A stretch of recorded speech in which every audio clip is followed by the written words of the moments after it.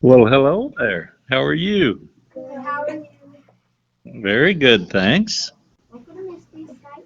Welcome to Misty's site. No. Yeah, you're quite welcome. I'm glad to be there. What can I answer for you? Yeah.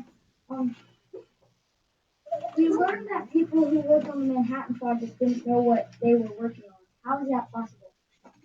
Well, the way it was possible is that they didn't tell them what they were working on. They just told them how to do it. And they did something that uh, they called a big word, compartmentalization. What that really means is that if you worked in a certain building, you knew what you were doing in that building, but you couldn't go into any other building. So you didn't know what was going on there. The girls that worked on the calutrons that separated the uranium for little boy, they only knew that they were to turn those knobs and to keep a meter on a certain point. So they didn't have any information about the bomb, so they couldn't tell anybody anything. So that's how they kept it a secret. They just didn't know what they were doing. That's really smart on how they kept it secret. I agree. It is hard on them to not know what they were doing, but the one of the ladies that came back asked me. She said, "Ray, can you show me what I was doing?" And I said, "Yes, I can show you." So I opened up one of the pieces of equipment, and I said, "When you were," her name was Gladys. I said, "Gladys, when you were adjusting these knobs to make this meter read a certain way, you were changing the value on a rheostat down here, another piece of equipment." And she reached over and tapped me on the arm. She said, "Ray, I still don't know what I was doing, but I know if I had any bobby pins in my hair, they'd just go stick to the wall somewhere. As largest magnets in the world at the time were there." Do you know what a bobby pin is? Yeah. It's a little The little metal bobby pins would be pulled out of their hair by the magnetism that was in the room.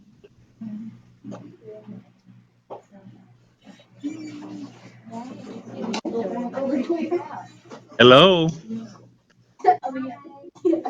Hi, what answer for you?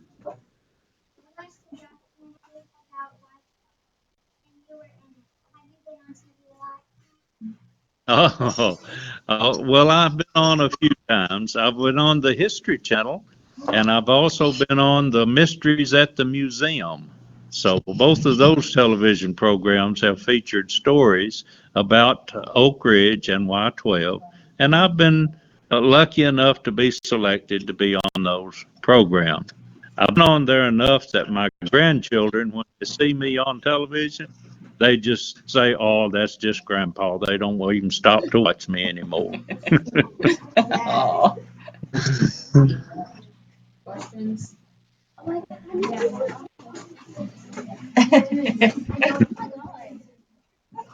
All right. What can I answer for you? I have what's called a Q clearance, and that's a top secret clearance.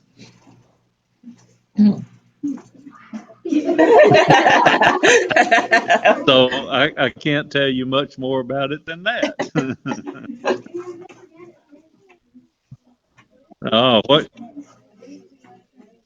Okay, what can I answer for you, huh? It's the people that I meet. The most interesting thing about my job is learning the stories about the people who worked here in the past and all of the great things that they've accomplished. It's amazing what you'll find that people don't realize was discovered here in Oak Ridge. For example, the touch screen on iPhones, when you just tap on the screen, that technology was invented here in Oak Ridge. So many of the things that we just take for granted today, people who worked here in Oak Ridge actually came up with those ideas, those good ideas. So it's learning the stories about those people. Sorry. Oh, that's okay. That's. Do you know any of the backstory behind behind how the touch screen technology was developed? Yes, I know. It was developed in a garage here in Oak Ridge, and the first people that started it just wanted to be able to identify on a grid where a particular point was on the screen. And then it developed from that into the touch screen technology. So it just started out here. It's been obviously been taken way beyond that as people like Apple and others are developing the higher technology. Hold on. Okay. Look at the camera on the Say side. hi. What can I answer for you? You have to keep going. Yes. Yeah. But a lot of what we do is not secret. There are a lot of things that are done here that we're very proud of. For example, we produced the moon box that was used in the Apollo program to bring the lunar material back from the moon. And I'm going to walk over here and just show you what that moon box looked like. Okay? This is the box that was used by the Apollo program to bring the rocks back from the moon. Now here it is, right here. Well, let me see. I can do that different if I know how to do it. Yeah. Now, there There you go. you Now I go. can see what I'm showing you. See that box is like one of the boxes that was used to bring the rocks back from the moon. Another thing we worked on is a banjo. See that banjo? The person who makes banjos wanted to make one that sounded like it did in the 1920s, and he couldn't determine what kind of banjo ring, the bronze ring that he needed. So we did a reverse engineering on that metal and told him the properties that he needed to put into his banjo ring to make it sound like the 1920s. So yeah, we do lots of things here that are not secret. Here's another one. You see that big thing? Notice that, where does it say? Let me look right here. Look right here at this sign. See what that says? Can you read it? Yeah, microwave radiation. Now you know that you're not supposed to put metal in your microwave at home, but this one is built to melt metal. We actually melt uranium in a microwave. How about that?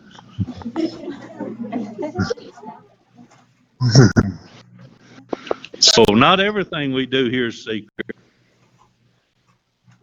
But let me show you this. This is one of the nuclear weapons we work on, just so you know what they look like. Okay. Now that is a B-83. Okay. Okay. When you dropped it, it's right there. I know, We didn't drop that one. No, that's right. Let me show you.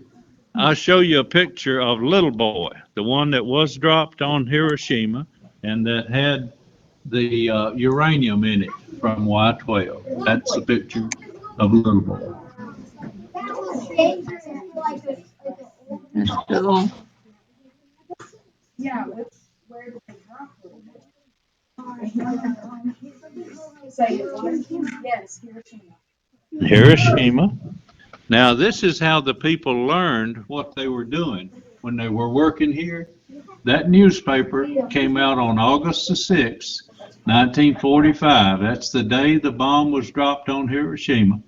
Now, can you imagine? They didn't have computers back then, so they had to have this information at least a day or two before the bomb was dropped. Can you imagine what would happen today if we told anybody we're going to drop a bomb on Friday? Why, it'd be on Twitter and Facebook, Instagram, Snapchat. It'd be all over the internet. But these people, see, they didn't know until they saw that text that said, atomic super bomb made at Oak Ridge strikes Japan. That's how they learned what they were doing. Crazy. How would you like to have a job where you didn't know what your job was until it was published in the newspaper one day. Cool. That's right. Awesome. That's what these people were I don't know that that would be awesome. It'd be cool because maybe we could be working on it. Well, we could be working on radio. I would know it. It'd be cool. I like. All right, what other question do you have? Yes, what kind of question do you have? Hello? Hello? I'm sorry, can you ask me that again? Are civilians allowed to visit the nuclear?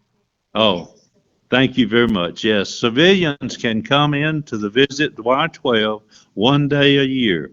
We have a Secret City Festival on June of each year, and this year it's going to be June the 2nd on Friday, and we allow public tours to go inside the facility. We run them all day, and we'll take about 600 or 700 people in and let them see inside Y12. Now, the other times that we have tours that run from the American Museum of Science and Energy that goes all around Oak Ridge to the graphite reactor and here at our History Center. And those tours run from March until November of each year. So we do have ways to show the public what we're doing here in Oak Ridge. Hi, another question.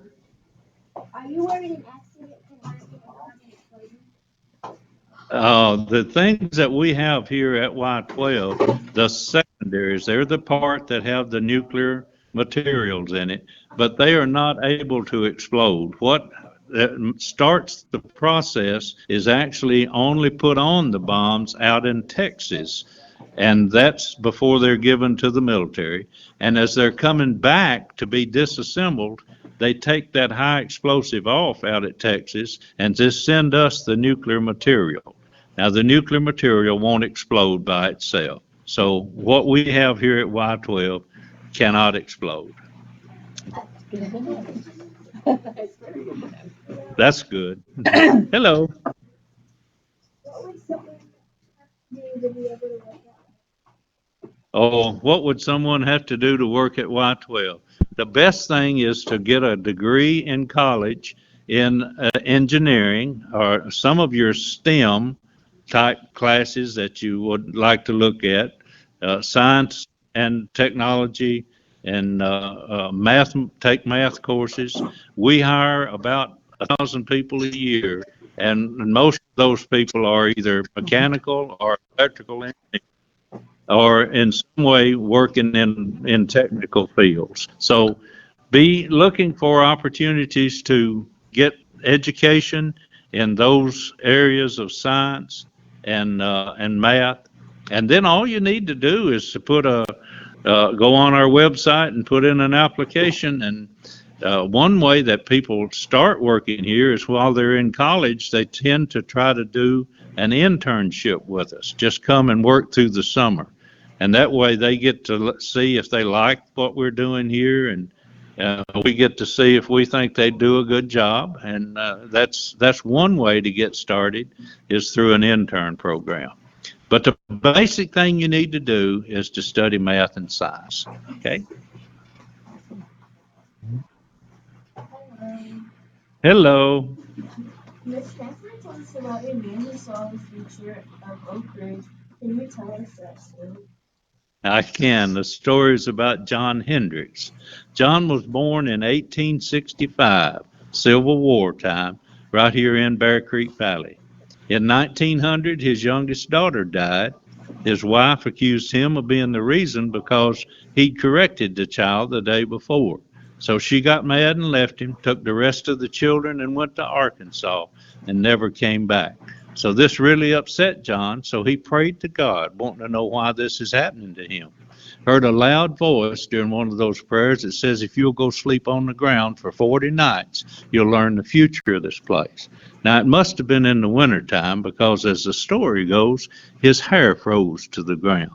Now, let me interrupt my story just a minute to tell you that the History Center where I'm standing is inside of a building that's named for the little community that was here before the Manhattan Project. Some of those little communities that was here before the Manhattan Project still have annual reunions every year. Now, I was speaking to one of them a couple of years ago, and I was telling this story about John Hendricks. I got to the part about his hair freezing to the ground, and this little lady interrupted me out in the audience. She held up her hand, and I said, "Yes, ma'am."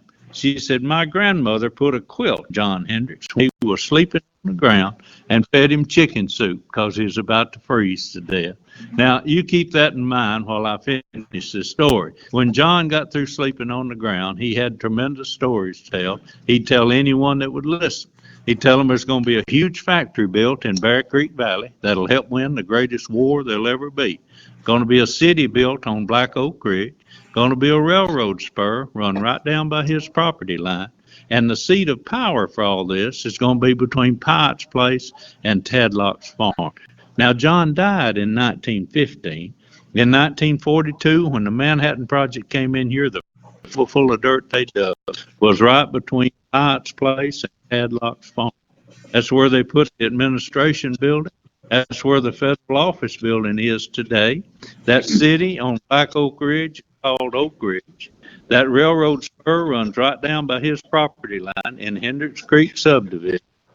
And of course, Y-12 is in Bear Creek Valley, where the uranium was obtained for Little Boy. That did help win World War II. Now, that's the John Hendricks story. That's pretty cool. Oh, you're welcome. Glad to do it. Any questions? What other artifacts do you guys have there? Well, I have another one here I'll show you. Here's one that is the, notice anything unusual about this American flag? You see it? See the number of stars on it? There's Two, the stars. yeah, there's 2, 4, 6 rows, 2, 4, 6, 8. 6 times 8 is 48 stars. How many stars are on a flag today? 50. 50, that's right. So this one was flown over Y-12 in 1943 when there were only 48 states. And it was taken down, and it was given to a man who went in the Navy, and he kept the flag with him, gave it to his son, who actually gave it to his son. So the grandson brought the flag back 65 years later and donated it to the museum. So we have a 48-star flag that flew over Y-12 during the Manhattan Project that's now been brought back as an artifact here in the museum. Now, here's another one. This one is a piano. This piano was in the church at the New Hope Church here in before the Manhattan Project. It's the church that was here that this building is named for, the New Hope community. So that's a piano that was there. Okay.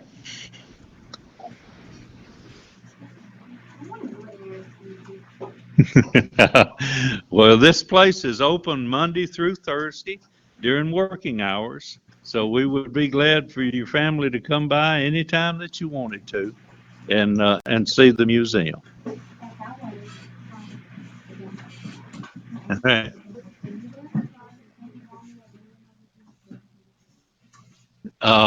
Some of the women that I've talked to said they wondered what they were doing, but the thing that they kept in mind is that whatever it was they were doing, they were helping to win the war. And that's what they wanted to do, was to get that war to stop. They wanted to stop all of the killing. And so they knew they were doing something to help win the war.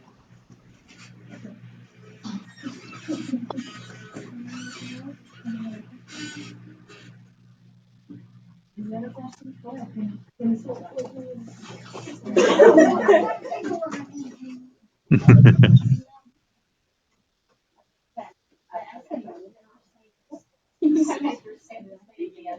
Okay, hi there.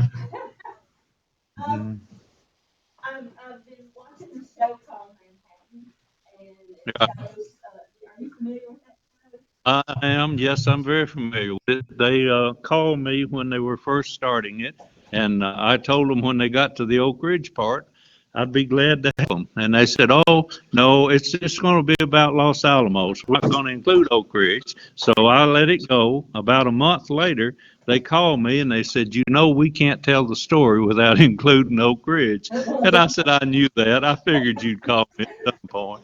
But yes, I'm very familiar with it. What's your question about Well, it? my question was, what's the connection between what was going on in the Los Alamos and what was happening in Oak Ridge, and just Right. for the understanding of how the two Sure. projects link? Yes, the about 60 cents of every dollar spent during the Manhattan Project was spent here in Oak Ridge. Only about a dime out of a dollar was spent at Los Alamos. It was a much smaller operation, but what they did at Los Alamos is they designed the bomb, and the uranium that went into Little Boy was separated in Oak Ridge. The plutonium that went into Fat Man and the Trinity test came from Hanford, Washington. So there were three sites. There was Oak Ridge, Tennessee, which produced the uranium. There was Hanford, Washington, which produced the plutonium, and then there was Los Alamos, which actually put the material together and assembled it into a bomb. So they did the final assembly. The products to make the bombs came from Oak Ridge and from Hanford, Washington. Okay? Do you know why they used uranium in one of the bombs and plutonium in the other? Yes, because the uranium exists in nature, and there's in 1,000 pounds of uranium ore, there's only 7 pounds of uranium 235. So they had to separate that 235. Now it took them nearly a year, just to get enough for Little Boy. So they needed something else to make more than one bomb. And they knew that if they could produce plutonium, and you produce plutonium in a uranium reactor, it doesn't appear in nature. It's only produced when you put uranium in a reactor. But you can produce plutonium faster than you can separate the uranium. So what they were doing is they were using two approaches to get material that would make a bomb, and they were trying to get it as fast as they could because they thought they were in a race with Germany. So that's why they chose two materials, plutonium and uranium 235. And then they just worked as hard as they could to get as much of both of them as they could so that they could make the bombs as quick as possible. Okay, that clarifies a lot for me. Good. Because it was confusing because I was talking about plutonium and I had just seen you talking about uranium. Yeah, you're right. There was both of them. Plutonium came from Hanford and uranium from Oak Ridge. Thank you. Mhm. You bet. Glad to do it. Any other questions? This was 10 minutes. All right. Well, I'm really glad to be there with you guys today. I hope you've enjoyed watching the movies, and I'm glad to answer questions. Do you have another one? Yeah, I have to. How big is the museum? The museum that I'm in has a room that here up in the front, and I'll show you the whole place. So this is the door that comes in, the main entrance. Comes in here, and then you start with the church and the history and the flag up there, and then you come to this area here, which is a theater, and it's the Ed Westcott Theater. Ed Westcott made all of the photographs that I use on those videos. This is him when he was just in his 20s working here in the Manhattan Project, and this is the theater that we've named for him. See the Ed Westcott Theater. And then you can go out and go around the room to see the microwave, and then the banjo and the moon box is here.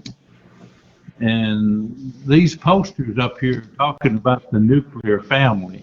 That's one of the videos that you have, I think, that you've watched. And then this chair is just a dental chair from the medical facilities. And then here's a lathe that's one of the early metal turning lathes, pieces of machinery. Here's an example of the early houses that the people lived in. There's the A's and the B's, the kind of houses, you see, that they lived in, and that's the hotel, the guest house. That's what's called a flat top. And then these are the kind of tests that, of course, there's the bomb. And then these are the kind of tests that have been made over the years. They're just different patches for different tests. And then there's a whole section back in the back that's even bigger than this that has other displays in it, but it's a long walk back there. That gives you an idea of how big it is, okay? You're welcome.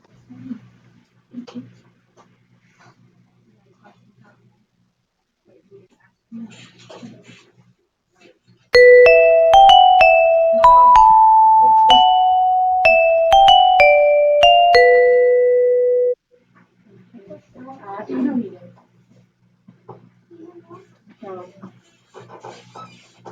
you did. There you go. Size 9.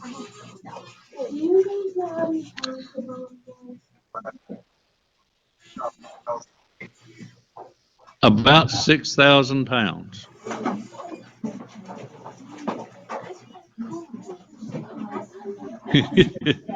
And heavy, ain't it? What? A relevant question? Yes, all questions should be relevant. Like, not pertaining to this. That would be irrelevant. Well, like, it's for the purpose. Okay, go ahead. Have you, have you ever eaten a moon pie? Yes, I have eaten a moon pie, and I've drunk an RC cola.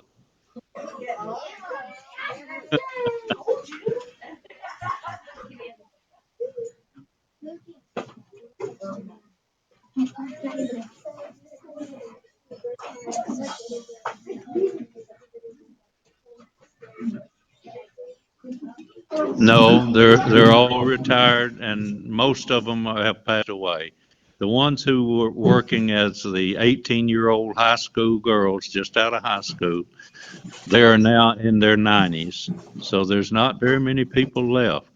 The photographer is still alive. He's 95 years old.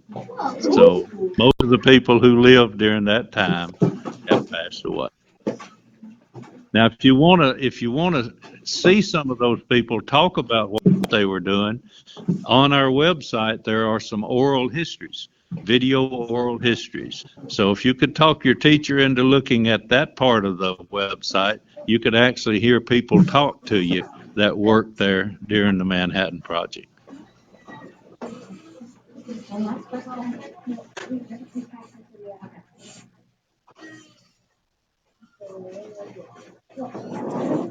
Thanks for answering our questions. Oh, you're quite welcome. I was happy to do that. Yeah. Very glad to answer your questions. Hopefully we can talk to you again this year and Okay, get more questions. we can do it. Yeah, we do it anytime. You've got questions, just give me a FaceTime call and we'll have a conversation. I still got 2 more questions that I'm waiting for. Okay. Okay, say thank you. Thank you. No, you're quite welcome. You're most welcome. Glad to do it. Sorry. All right. See you again. Bye-bye. Okay, bye-bye.